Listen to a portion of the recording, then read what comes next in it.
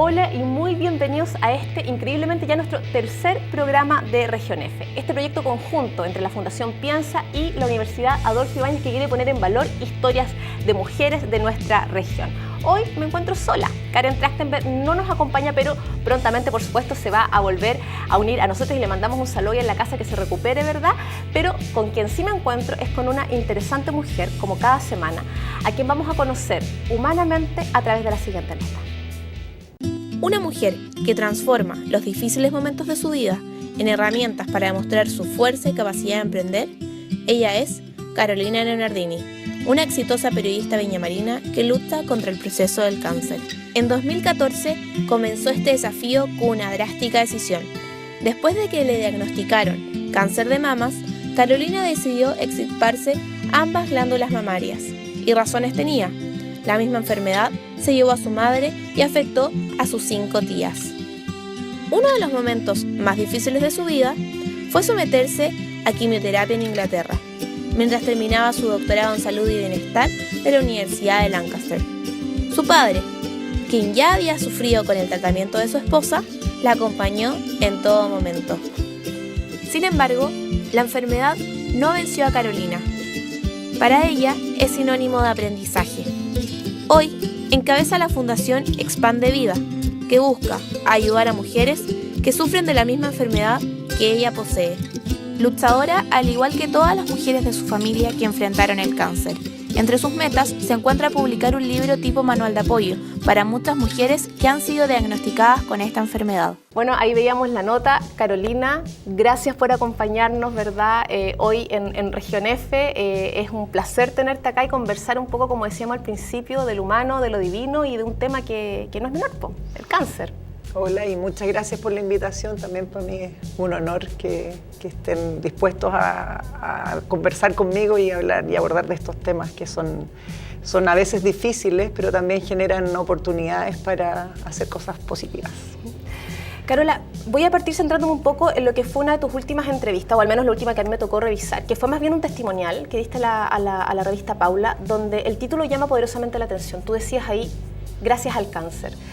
Y en el fondo hacías como todo un reenfoque que tiene que ver con entender este maestro que fue finalmente la enfermedad. Me gustaría que te refirieras a eso. Sí, esa fue en verdad una autoentrevista que agradezco a la revista Paula me haya dado la posibilidad de escribir, donde doy mi testimonio y efectivamente el título yo tengo claro que es súper audaz, pero después de escribirla muy a conciencia me di cuenta que en verdad eso resumía un poco mi sensación, mi emoción, haciendo esta retrospectiva de lo que han sido casi o ya más de 2 años de ser sobreviviente de cáncer, como podemos llamarlo. Yo creo que esto parte, en hablar de agradecimiento, parte de la convicción que yo tuve en un minuto antes de enfermarme, que si alguna vez me tocaba, dada tu historia familiar, mi alta, también, sí. Claro, mi supuesta predisposición genética que aumentaba el riesgo, yo quería vivirlo y enfrentarlo de manera distinta a como le tocó a mi mamá y a mis 5 tías maternas. Porque las 6 han tenido lo mismo, queda solamente una viva, que es la gurú luchadora de la familia, y mi tía Rosa, ella es como ahí el bastión, y un gran ejemplo por lo demás. Entonces, en un minuto yo decía, no, yo nunca me voy a enfermar, a mí nunca me va a dar esto, y hacía la negación, y voy a acompañar a mis hijos hasta que sean grandes. Pero cuando me tocó encontrarme el poroto, y la confirmación de que era lo mismo, de nuevo la misma historia, opté por enfrentarlo y por aprender a salir adelante y por suerte y gracias a Dios tuve todos los recursos disponibles y no estoy hablando en términos económicos, aunque también tenía un seguro que me protegió muchísimo, sino en términos de conseguir los especialistas apropiados, en tener una red de apoyo incondicional, partiendo por mi entorno más directo, mi marido, Rodrigo, y mis 2 hijos, Agustín y Vita.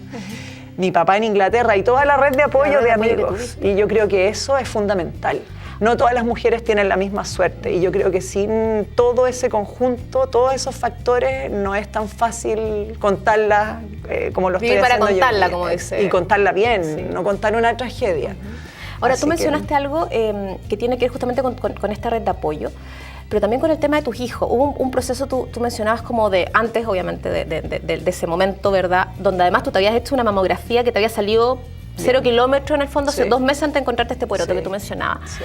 ¿Qué pasa ahí con el tema, primero de la negación y después del tema como de repetir un poco la historia? Tú lo habías vivido primero como hija, ¿verdad? Tu madre también sobrevivió 15 años, entiendo, desde el momento del diagnóstico hasta que finalmente fallece. Pero ¿cómo se vive eso con el tema de los hijos, por ejemplo? De un poco repetir la historia, una historia como que a ti te tocó vivir como hija y que repetías un poco con tu hijo, porque me imagino que ahí el concepto de vida, el concepto de la finitud de la vida, un poco desde el cliché, pero de lo efímero que puede resultar, se maneja distinto cuando la palabra cáncer es una presencia hay dentro de tu historia. Hay una programación neurolingüística en nuestra sociedad y cáncer es muerte. Sí. Es poca la probabilidad de que uno la cuente felizmente.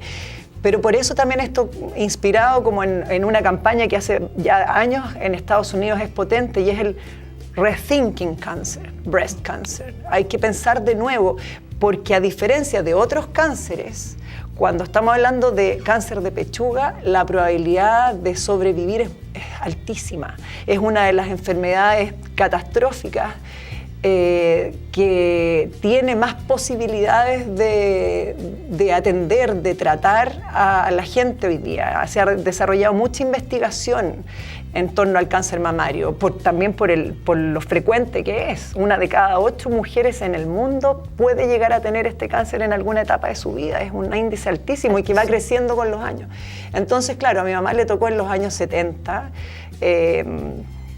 todo mal, es larga la historia y ahí está disponible en mi testimonio, pero en el fondo yo ahora entiendo que tuve ciertos traumas, como desde la mirada de la niña de 4 o 5 años. 4 o 5 años, que tú estabas entrando al colegio cuando esto como que la bomba... Entonces, por ejemplo, yo recuerdo que mi mamá nunca más fue a la playa conmigo, porque tenía una mutilación tan feroz que con extirpación de ganglio, entonces se le inflamaba el brazo, horrible, no podía ponerse traje de baño.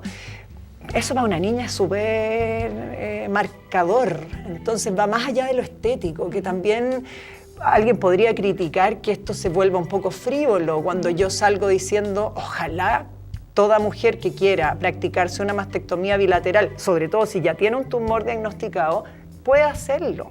Hoy día no es así, yo tuve que salirme del auge para poder sacarme la otra pechuga y que en la biopsia postoperatoria apareció con un precáncer también. Entonces, después todos me dieron la razón y partiendo por los doctores que fue como, gracias por convencernos. Claro. Pero tuve que convencerlo y financiarlo privadamente. Ahora, tú decías, la palabra cáncer se asocia a muerte. Y hay un proceso que también después me gustaría que conversaras, que fue, por ejemplo, contarle a tu papá, que había vivido súper dolorosamente la muerte de su esposa y el proceso. Contarle a tus hijos, está el tema de la quimio, que también fue muy brutal. Bueno, la quimio siempre es brutal, pero los organismos, ¿verdad?, van reaccionando de forma distinta. Yo tuve una reacción severa. Súper severa. Sí. ¿Qué es lo más difícil del cáncer, Carola? Porque tiene muchas aristas, desde el dolor físico al dolor emocional. Tú te referías a un tema que no es menor, que tiene que ver con el tema de la feminidad, con el tema de las pechugas. O sea, finalmente es un tema que tiene que ver con el cuerpo, con el sentirse de repente mujer, que trasciende lo estético. Es un tema como de identidad, si uno lo quisiera. Sí, ahí hay varias respuestas. Una, claro, mi papá fue tan fundamental como el resto de las personas que me ayudaron a salir adelante, pero le tocó la peor parte al pobre, en el fondo, y repetir la historia, pero se lo agradezco incondicionalmente, porque qué mejor que estar al lado del papá, que además es como un enfermero innato, regaloneándome todo el tiempo en Inglaterra. Así que ese agradecimiento no es menor, pero hacerse cargo de la parte más desagradable. Pero ¿sabes qué? Dentro de todo, y aunque yo hice el checklist de todos los posibles síntomas que a uno le pueden ocurrir, que se me cayeron hasta las uñas, pero eso, por último, uno en cierta forma está preparado. Ahora, es medio surrealista, porque es el remedio, que efectivamente es peor que la enfermedad. Yo nunca tuve un dolor, nunca tuve una molestia, me encontré un poroto y eso fue.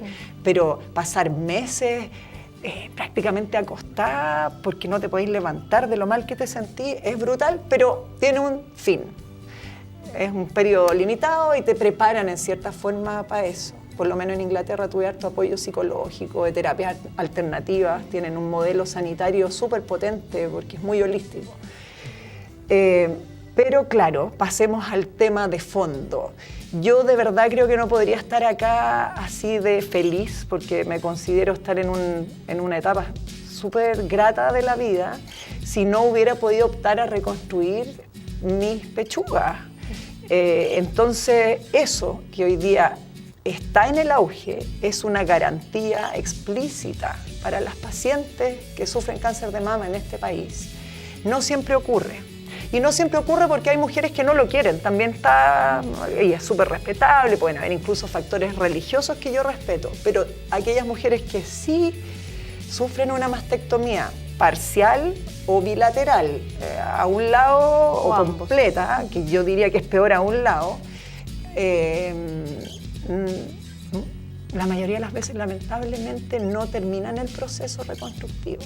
Y ahí, y yo siempre orgullosa y con la bandera de la región, la bandera regional, quiero destacar que todo el proceso reconstructivo yo lo realicé en la región de Valparaíso y lo terminé en un hospital público, que es el Hospital Eduardo Pereira, donde van muchas de las pacientes públicas que se deben someter a esta operación. Entonces, tenemos todos los recursos y especialmente el recurso humano para que esto se ejecute y por distintas razones que a partir de la creación de la Fundación Expande Vida hemos ido detectando. Tenemos una lista de mucha gente que no tiene la misma suerte que yo, siendo que el auge lo cubre, que hay doctores especialistas buenísimos, que hay hospitales públicos y privados donde esto se puede practicar. Ahí tú decías algo súper importante al principio de la entrevista. Me comentabas que, claro, tiene que ver por un lado con los recursos económicos. Tú tenías un seguro, también... Y hay que, previsora. También fuiste muy previsora en el fondo por tu historia, a pesar de esta negación que tú también mencionabas. Pero también hay un tema que trasciende el tema económico, que es el tema de la información. Exactamente. ¿Ya? O sea, ¿cómo haces tú esa evaluación justamente de que claro, quizás puede cubrir el auge, pero qué pasa ahí con el tema en el fondo de la información, del acceso a la información, de la conciencia? ¿Cuál es tu evaluación en términos más macro? Ahí justamente es donde agradezco al cáncer, porque fue lo que me permitió, en cierta forma, estructurar mi biografía personal con esta carga supuesta terrible, que al final no sé si es tan terrible, a mí me ha dado satisfacciones más que dolores, de darme cuenta, por ejemplo, de que uno vive en comunidad y eso te permite hacer proyectos mucho más bonitos. Pero ahí yo junto mi background como periodista, mi grado como licenciada en comunicaciones, con el doctorado en salud y bienestar en Inglaterra, la experiencia, y cuando escribo este testimonio, yo la verdad es que siempre como periodista había escrito de otras personas, pero al escribir de mí, darme cuenta que mucha gente empezó a llamarme, a contactarme por las redes sociales, pero básicamente para pedir ayuda, buscando información que nadie les había entregado. Mujeres en todas las fases de este proceso, mujeres que quieren prevenir, mujeres que están operadas y nadie las reconstruye, mujeres que están esperando que las operen. Entonces, personas cercanas a mujeres que se tienen que someter a tratamiento y que tampoco saben cómo abordarlo, ¿cachai? Es un tema holístico. Acá, ¿cómo damos respuesta a todo eso? Y ahí sale la idea de centralicemos esto, enfoquémonos, y a través de esta fundación que creamos, que existe desde el 8 de marzo, más encima el Día de la Mujer nos dieron la personalidad jurídica y que se llama Expande Vida, hemos logrado aglutinar profesionales y la idea es facilitar los procesos y generar alianzas público-privadas para dar respuesta a las mujeres que lo necesitan, que son hartas. Vamos a ir ahora a una pequeña pausa como es tradicional en nuestro programa para ver una cápsula justamente que nos va a hablar de un tema muy interesante y los invito a revisarla a continuación. Hoy me gustaría tratar de responder una pregunta. ¿Quién es el culpable de la lentitud en el proceso de descentralización de nuestro país? ¿Quién es el responsable de mantener las cadenas del centralismo chileno que pesan sobre los habitantes de regiones? Me parece que a esta pregunta hay dos respuestas, una fácil y una difícil. La respuesta fácil es decir que la culpa es de los políticos, porque es cierto, nos han prometido descentralización en todas sus campañas, porque es cierto, la inmensa mayoría de los parlamentarios son de regiones y conocen de nuestras demandas, y aún así no se ha avanzado en descentralización real. Pero me parece que esta es una respuesta incompleta.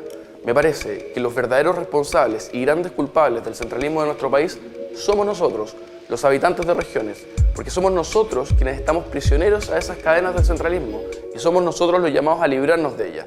Y para librarse de una cadena hace falta romperla, y para romperla hace falta fuerza.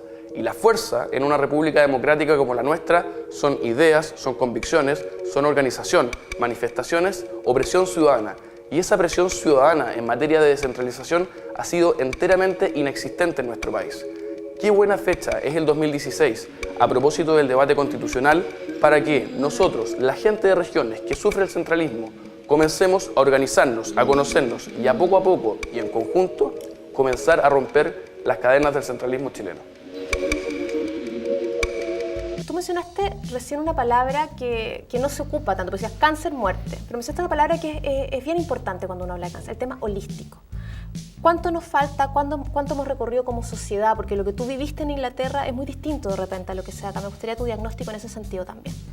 Sí, yo creo que es fundamental y facilitar que las personas puedan acceder a aquello en lo que creen y respetar esas creencias es relevante. Yo tuve la suerte de atenderme en un hospital público en Inglaterra, que es un Royal Infirmary, súper rimbombante el título y eran todos como unos lores los oncólogos, pero ellos estaban súper abiertos a trabajar en conjunto con los charities, que son organizaciones de beneficencia sin fines de lucro, que ofrecían, por ejemplo, aromaterapia, masaje, consejería, y esto era algo a lo que el paciente puede acceder dentro del mismo hospital, en la sala contigua a donde te están poniendo la dosis de quimio. A mí me hizo súper bien y de verdad noté una diferencia al poder optar a esto alternativo, complementario, como queramos llamarlo, pero que de verdad tenía un efecto súper positivo en la reacción que el cuerpo genera, porque era una instancia mucho más agradable, mucho más amigable, y que de verdad me llamó la atención que hubiera esta voluntad de integrarla, ¿ya? Pero Inglaterra hace rato que viene trabajando un nuevo modelo de salud donde se validan todas las opciones, teniendo una excelente medicina, medicina como la entendemos tradicionalmente en Occidente, el doctor, la enfermera, la inyección, pero además de eso hay otra instancia y es necesario, yo creo, estar conectados con nosotros mismos para no enfermarnos. O sea, a mí me hizo súper bien la meditación, acercarme al budismo en un minuto, que de hecho todavía lo sigo haciendo porque aquí en la Quinta Región también tenemos esa oferta. Y bien, yo creo que tiene que ver con la calidad de vida, no solamente cuando uno está enfermo. Ahora, hay algo súper bonito también, que es un acercamiento que yo tuve con la Olivia Newton-John cuando vino a Chile a cantar al Enjoy en marzo. Tuve la posibilidad de conversar con ella, agradezco a Enjoy por darme un meet and greet, pero ahí le planteé esta necesidad o esta oportunidad que tenemos como región de hacer algo similar a lo que hizo ella en Melbourne, donde dentro de un hospital público se construyó un centro de cáncer de pechuga y wellness. Entonces ahí se trabaja holísticamente, es como un spa. Entonces no es el hospital solamente, se ofrece el pack completo, de manera integral. No es algo que tú tengas que pagar, aparte, o sea, en el fondo tu experiencia fue que esto venía, sí, era parte del paquete, sí, venía incluido. Sí, lo toma el que quiere. Y acá tenemos todos los recursos para hacer algo similar. Yo lo llevé incluso a nivel de gobierno regional y el intendente se mostró súper dispuesto a trabajar una opción así, que en algunos de los hospitales que hoy día tenemos con excelentes profesionales, donde hay que seguir formando capacidades, sobre todo en el tema reconstructivo, porque en verdad hay más demanda que oferta. También tengamos a lo mejor una instancia privada integrada a esto, donde la sociedad civil se involucre y no solamente para tratar al paciente cuando ya está muy mal, que se entienda que esto es un proceso continuo. Y ahí el tema de la filantropía también es súper relevante. Tú hablas de los charities recién. Sí, los charities son maravillosos, tienen una mirada, es algo cultural en Gran Bretaña y creo que sería súper bonito empezar a replicarlo. Hay ya algunas instancias acá que funcionan de manera similar, porque es distinto a lo que conocemos. Los charities son de verdad instancias de beneficencia donde la gente aporta con trabajo voluntario, con tiempo, con plata, con cosas. Hay negocios de charity donde la gente dona y todo lo que se recaude a un costo mucho más bajo va a las fundaciones, a estos charities. Entonces la filantropía, la verdad es que me alegra muchísimo que la Universidad Adolfo Ibáñez también esté trabajando esa línea y haya instalado el tema y tenga una unidad mirando en esa dirección, porque tenemos el último estudio de solidaridad que sacó hace poquito Mido de la Católica, donde dice que los chilenos aparentemente no somos tan solidarios como creemos. Somos solidarios una vez al año para la Teletón. O sea, Pero no es una cuestión instalada en el fondo. Pero por último, ya. Pero también esa solidaridad se da sobre todo en la clase media. Entonces, como que en ese estamento está más instalada que en otros estamentos que a lo mejor tienen más posibilidades de ser solidarios. Faltan recursos siempre. Como fundación nosotros también estamos buscando llenar los gaps entre lo que el Estado ofrece y lo que los privados podemos complementar. Entonces, todo sirve. Acá de verdad también es un llamado a entregar, porque es súper bonito donar. Nosotros que venimos donando harto tiempo, por lo menos a nivel de directorio de la fundación y del equipo más cercano, con trabajo, con una mirada distinta de cómo hacer las cosas, creo que hemos abierto un espacio súper reconfortante, porque cuando hay una buena causa detrás, todos se suman y uno se lleva sorpresas, pero siempre es poco. Así que también hago un llamado y me parece excelente que fundaciones, también como la Fundación Piensa, estén abocados a repensar la sociedad y cómo mejoramos la calidad de vida, sobre todo en una región que es el mejor escenario para hacerlo. Yo estoy convencida de eso. Ahora, en cuanto a la fundación propiamente tal, en cuanto expande, ¿cuáles son, si tú tuvieras que un poco resumir, las banderas de lucha? Hablabas del tema de la reconstrucción, hablabas del tema de estos gaps, hablabas también, lo voy a poner, de la importancia en el fondo de la conciencia y de que incluso se pueda quizás fortalecer una bancada femenina que trate el tema de la mastectomía bilateral. Tú tienes un caso súper concreto donde en el fondo, gracias a Dios, como tú dijiste, fuiste capaz de convencer a los médicos. ¿Cuáles son un poco las banderas de lucha? Mira, nosotros como misión nos hemos planteado ser facilitadores de procesos, porque hay instancias que prestan los servicios y a veces por falta de comunicación o de información o de conexión entre ellos, los recursos no están optimizados.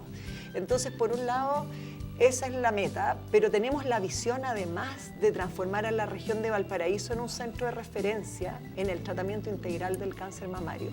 Y en eso hemos avanzado mucho porque está a la disposición incluso atraer mujeres de otras regiones para partir en Valparaíso con algo centralizado donde esto se ejecute con una casuística mayor, donde puedan aprender nuevos especialistas cómo se trabaja el tema y ojalá replicarlo después en el resto del país. Yo ya sostuve también conversaciones a nivel de parlamentarias mujeres y algunas súper cercanas a este tema para ver cómo lo hacemos. Yo ofrezco la fundación como plataforma para avanzar y para liderar el tema, pero necesitamos que acá todos se involucren. O sea, esto es público-privado, es un esfuerzo que requiere de todas las voluntades. Entonces, esa es la meta, en cierta forma, lograr alianzas y conservarlas para obtener mejoras, beneficios para las mujeres.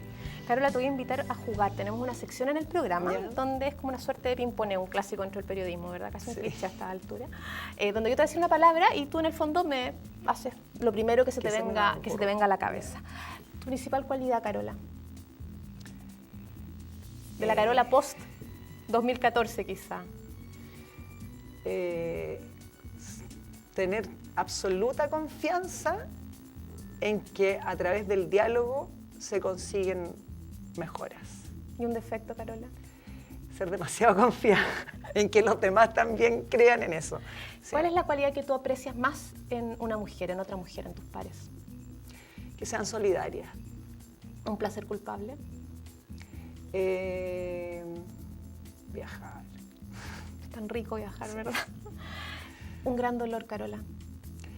Que mi mamá no haya conocido a sus nietos maravillosos. Una inspiración.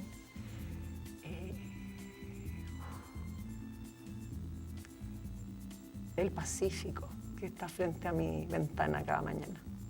¿Qué te gustaría que dijera de ti tu epitafio? ¿Cómo te gustaría que te recordaran? ¿Cuál sería tu frase para el bronce?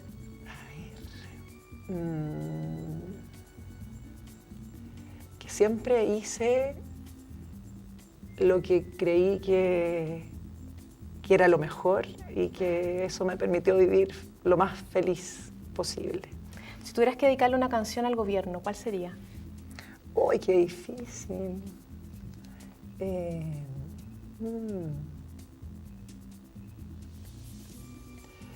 voy a dedicar una canción de los Beatles. Sun, sun, sun. Ojalá que se iluminen con el sol, que les brille encima y que lo aprovechen para hacer cosas positivas por el país y por todos los chilenos, sea cual sea el gobierno de turno. Hablábamos recién del tema de las bancadas. ¿Qué canción le dedicarías al Congreso?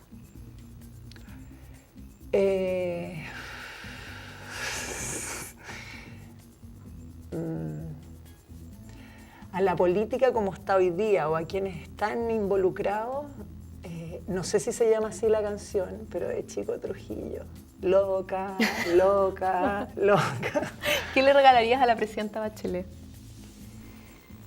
¿Puede ser un regalo físico o un regalo, digamos, conceptual? Le regalaría un amuleto. Creo que, de verdad, creo que ella tiene buenas intenciones, pero no siempre le resultan las cosas y porque siempre hay gente que la tira muy para abajo y a veces desde muy cerca. Si tuvieras que salir a marchar hoy día, ¿por qué marcharías y qué diría tu lienzo? Por la mastectomía bilateral para las mujeres con cáncer confirmado. Sí. De todas maneras. De todas maneras. Y si fueras un superhéroe, Carola, ¿cuál superhéroe te gustaría ser o cuál sería tu superpoder? Volar. De todas maneras, no sé, la Chica Maravilla, alguna que vuele. Poder llegar, ir a ver a mi papá en la tarde, así, ir a tomar té con él a Inglaterra. A Inglaterra, el té de las 5. Sí. Maravilloso. Sí. Bueno, yo creo, Carola, que para muchas mujeres tú sí, ya eres una superheroína, así que te quiero agradecer esta entrevista tan profunda, tan generosa de tu parte también. Y invitarlos a ustedes, bueno, primero que todo invitarlos a tomar conciencia, ¿verdad?, en la casa de este tema que es un tema no menor. Y invitarlos también a que nos acompañen la próxima edición de Región F con una entrevista tan interesante como esta, que estén súper bien. Muchas gracias.